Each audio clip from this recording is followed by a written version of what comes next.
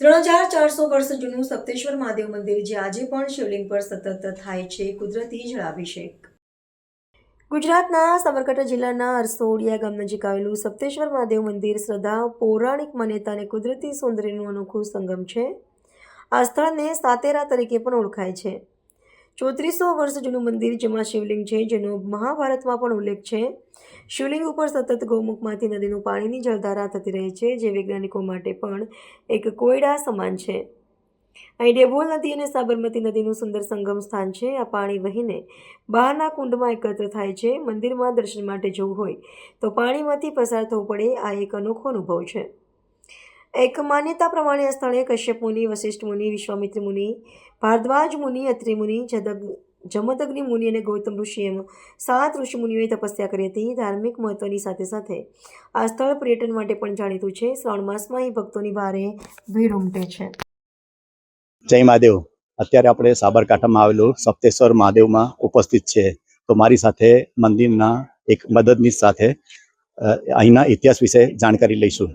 અહીંયા જે જગ્યાએ ઊભા છે તે સાબરકાંઠામાં જિલ્લામાં આવેલું ઈડર તાલુકામાં આવેલું સપ્તેશ્વર ધામ, તે સાતેરા તરીકે પણ પ્રખ્યાત છે।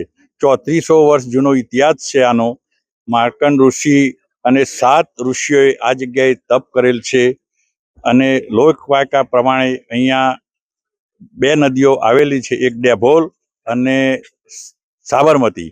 2 નદીના પવિત્ર કિનારે સદર જગ્યા આવેલી છે।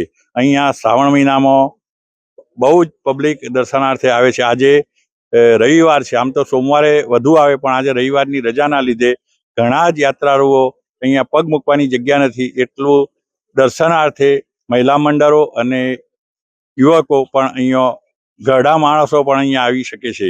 અને 2 જિલ્લાના મધ્યમાં અને 3 તાલુકાની બોર્ડર લાગે છે।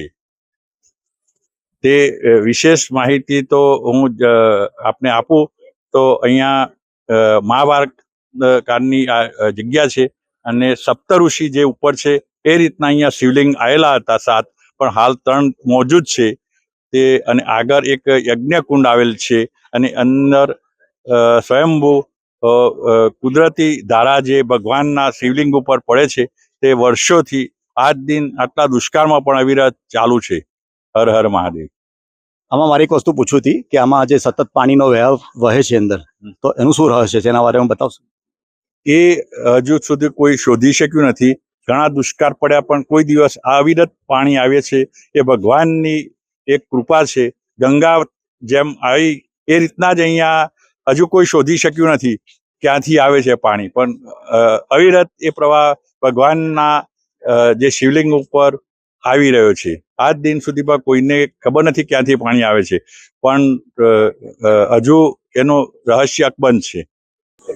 સર્વપ્રથમ શ્રાવણ મહિનાના સૌને હર હર મહાદેવ।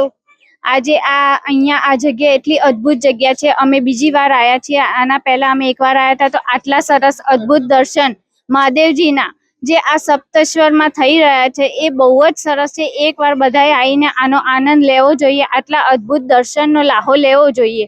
અહીંયા દર્શન કરવાથી ખરેખર મનને એટલી શાંતિ મળે છે, પ્લસ એવું સાબિત થાય કે આટલા સરસ મહાદેવજીના દર્શને આપણો જે ઇતિહાસ છે એ સાબિત કરે છે કે મહાદેવજી સ્વયં અહીંયા હોય એવું અનુભૂતિ થઈ રહી છે।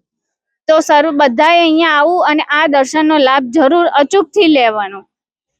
સાથે સાથે મહાદેવના અભિષેક થાય છે ને, એ અમને બહુ ગમ્યું કે ક્યાંથી આ પાણી આવે છે, કુદરતી છે અને ક્યાંથી પાણી આવે છે એ ઘણા વૈજ્ઞાનિકો પણ આવીને જોઈ ગયા છે, પણ ખબર નથી પડતી કે ક્યાંથી પાણી આવે છે। તો અમને આનો નજારો બહુ ગમ્યો અને અમે દર્શન કરવા આવ્યા હતા, તો અમને બહુ સરસ લાગ્યું, એટલે અમે અત્યારે બીજી વખતે દર્શન કરવા આવ્યા છીએ।